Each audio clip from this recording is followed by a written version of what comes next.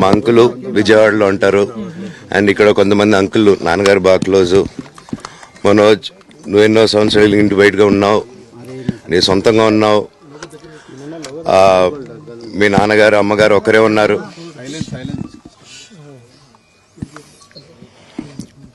మీ నాన్నగారు అమ్మగారు ఒకరే ఉన్నారు. మీ అన్నయ్య ఏమో దుబాయ్కి షిఫ్ట్ అయిపోయాడు ఫ్యామిలీతో. మీ వైఫ్ ప్రెగ్నెంట్గా ఉంది. తనకి తల్లిదండ్రులు లేరు. తనకి ఇప్పుడు మీ అమ్మ అవసరం ఉంది, పెద్దోళ్ళు అవసరం ఉంది.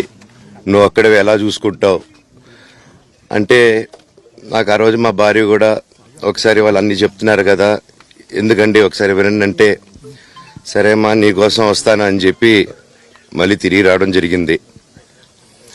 అండ్ నేను ఈరోజు నా గురించి ఆరోపణలు వేస్తున్నారంటే అది నేనేం చెప్పలేను. ఓన్లీ మీకు ఆధారాలు మాత్రమే చూపించగలుగుతాను.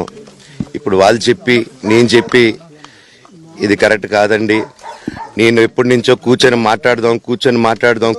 మాట్లాడదాం అంటున్నాను.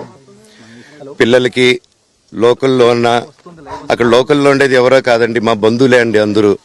ఆ చుట్టుపక్కల గ్రామాలందరూ మా నానమ్మోళ్ళ ఊరు, మా అమ్మమ్మోళ్ళ ఊరు అందరూ మా వాళ్ళండి. వాళ్ళ పిల్లలు, మనవాళ్ళు, వాళ్ళ బంధువులు.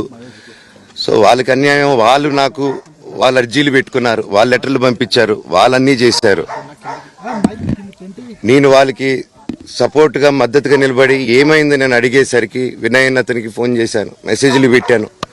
సార్ వాట్ ఈస్ హ్యాపెనింగ్, నేను కావాలంటే కాలు మీద కూడా పడతానండి, ఈ ఇష్యూ క్లియర్ చేయండి, మాట్లాడుకుందాం అంటే చాలా దురుసుగా రిప్లైలు పెట్టారు.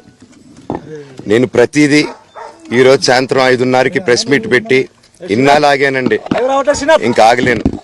ఈరోజు ఈవినింగ్ ప్రతిదీ చెప్పేస్తాను. ఆ రోజు నేను పోలీసు సపోర్ట్ అడిగినప్పుడు స్టేషన్కి 100కి ఎందుకు ఫోన్ చేశాను, ఆ 100 దగ్గర నుంచి నేను పర్మిషన్ ఇస్తున్నాను, నాకు ప్రాబ్లం లేదు,